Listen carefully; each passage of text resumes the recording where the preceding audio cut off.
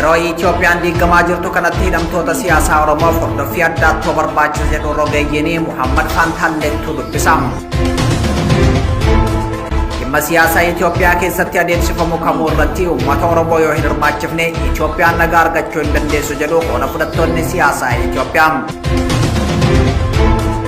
Deeggarsi uummanni Oromoo waraana bilisummaa Oromootiif taasisu biyya keessaa fi biyya alaatti cimee itti fufuu qaba jedhamee jira. Faayisaa Eliyaastuu qindeesse. Godina Harargee bahaa magaalaa Awwadaa fi naannawa isheetti humnoonni bilisiginnaa maqaa sakatta'insaatiin uummata nagaa irraa jiraachuu maddeen Oromiyaa miidiyaa neetworkitti himaniitii jiru. Na'imaa Umartuu qindeesse. Ministeera Haajaa Alaa Ameerikaa kan ta'an Antoonii Blinken Afrikaatti daawwannaa hojii taasisuuf akka jiran himame. Kunis oduu keenyarraa keessa jira. Sadaasa 14 bara 2021 oduu har'aa dusuun kan isin faana turuun Muhammad Fantalleeti.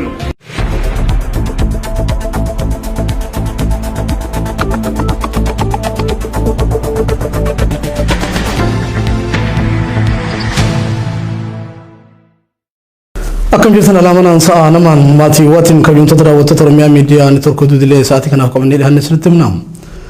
Yeroo biyyattiin diigumsarra jirtu kanatti hidhamtoota siyaasaa Oromoo hordoffii addaatu barbaachisa jedhu rogeeyyiin haalli siyaasa Itoophiyaa guyyaarraa gara guyyaatti babbadaa deemaa jiraachuu wal qabatee hireen uummatichaa balaarra akka hin buuneef hunduu quba wal qabaachuu akka qabus dhaabanii jiru dabalata qabna. Yeroo biyyattiin diigumsarra jirtu kanatti hidhamtoota siyaasaa Oromoo hordoffii addaatu barbaachisa jedhu rogeeyyiin murni amma aangoo farkaa qabu kun Oromoorraa sodaa waan qabuuf sabboonummaa Oromummaa ija diinummaatiin ilaalama. Oromoon dhimma hooggantoota isaa harka qaama ilaalcha diinummaan socho'u kanaa jiraniif xiyyeeffannoo malu kennuun hordofuu qaba jedhum. Haalli siyaasaa Itoophiyaa guyyaarraa gara guyyaatti babbadaa adeemaa jiraachuu wal qabateef hireen uummatichaa balaarraa akka hin buuneef hunduu quba wal qabaachuu akka qabus dhaamanii jirum.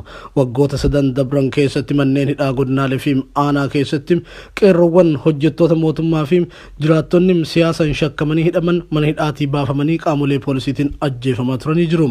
Ji'a tokko dura godina Booranaa keessatti mana hidhaa keessaa dargaggoota baasuun poolisiin humna addaa Oromiyaa rasaasatti roobsanii bifa suukanneessaadhaan yeroo ajjeesan mul'atee turuusaa yaadachiisuun gochoonni suukanneessoon akka kanaa kanneen viidiyoo fi suuraan hin mul'atin hafan ammoo lakkoofsuutti hin ba'u jechuun namni kun dubbata. Taateewwan akka kanaa ajjechaa suukanneessa fi cigaasisaa namoota yaada faallaa murna aangoo fi qawwee qabuu qabaatan irratti raawwatamuun gochaawwan baratamoo biyyoota dimokiraasii irraa walaba ta'an keessatti raawwatamuun beekamuudha kan jedhu rogeessi marsaa hawaasummaa maqaan isaa akka hin dhahamne barbaadu. Kan biraa ammoo bilxiginnaan garuu mul'inatti gocha diinummaa isa adda ta'e Oromoo irratti raawwachaa jira jechuun ibsa. Murni bilxiginnaa gara rifatuu fi gaddu Oromoo fi Oromummaaf hin qabu kan jedhu namni kun osoo isaaf danda'ame akkuma abboota isaa duraanii Minilikii fi Haile Sillaaseetti Oromoota duguuguun yakka duguuggaa sanyii raawwachuu barbaada jechuun dubbata. Hayyoonni Oromoo dargaggoonni abdii Oromiyaa ta'anii fi namoonni siyaasaa kumaatamaan lakkaa'aman Oromiyaa keessatti harka bilxiginnaan hidhamanii jiraachuu sababeeffachuun murni bilxiginnaa yeroo abdii kutatee baqachuuf karaa ilaallachaa jiru kanatti hidhamtoota siyaasaa kana hiikuu dhabuunsaa waan yaada qabaachuusaa agarsiisa jechuunis rogeeyyiiwwan kunneen himanii jiru. Oromoon dammaqinsa guddaadhaan hayyoota fi hidhamtoota siyaasaa mana hidhaa jiran kanneen hordofuu qaba jechuun kan dhaaman yoo ta'u addatti ammoo qeerroon Oromoo hunduu xiyyeeffannoon addaa kennuun hidhamtoota siyaasaa sadarkaa federaalaa fi Oromiyaatti hidhamanii jiranirraa ijasaa godhachuu qaba jedhu. Dhimmi siyaasaa Itoophiyaa keessatti adeemsifamu kamuu uummata Oromoo yoo hin hirmaachifne Itoophiyaan nagaa argachuu hin dandeessu jedhuun qooda fudhattoonni siyaasaa Itoophiyaa. Uummanni Oromoo fi Oromiyaan handhuura Itoophiyaa fi lafa morkii siyaasa Itoophiyaa waan ta'aniif rakkoo Itoophiyaa furuuf dursa rakkoon Oromoo furamuu akka qabu hayyoonni dhaamu irratti argamu. Yaaliin araara waraana Itoophiyaa keessatti deemaa jiru dhaabuuf gamtaa Afrikaa fi USA'n taasifamaa jiru qabsaa'ota Oromoo bosona jiranii fi manneen hidhaa bulchiinsa Abiyyi Ahmed keessa jiran yoo hin hammanne bu'a qabeessa kan taane simamaa jira. Yaalichi araaraa bu'a qabeessa fi waarawaa akka ta'u yoo barbaadame hidhamtoota siyaasaa mana hidhaa jiranii fi waraanni bilisummaa Oromoo jalqabumaa kaasee hirmaachifamuu akka qaban yaada kennattoonni ibsa jiru. Hamma Oromoon Itoophiyaa keessatti nagaan argannetti Itoophiyaan nagaa argachuun ulfaataa ta'uu kan eeran qaamonni garaa garaa bu'uurri rakkoo Itoophiyaatu Oromoo cunqursuu akka ta'e eeru gabaasni kan Siraaj Sabaaf ture. Uummanni Oromoo deeggarsa barbaachisaa ta'e waraana bilisummaa Oromootiif gochuu akka qabuu fi caalaatti ammoo gama dinagdeetiin cinaa dhaabbachuu akka qabu dhaamame. Sochii waraanichi Oromiyaa godinaalee adda addaa keessatti gochaa jiru. Hamma kaayyoo barbaadameef sana bira gahutti uummanni biyya keessa jiran dahoo ta'uu fi akka qabus yaadachiisanii jiru. Qeerroon Oromiyaa OMN bilbilaan dubbise. Faayidaa Eliyaas guutuu gabaasa kana akka achaanitti nutti himti. deeggarsa uummanni Oromoo waraana bilisummaa Oromootiif taasisu biyya keessaa fi biyyoota alaa irraa cimee itti fufuu qabaa jaame. Waraana bilisummaa Oromoo gama diinagdeetiin utubuuf deeggarsi uummataa barbaachisaadha.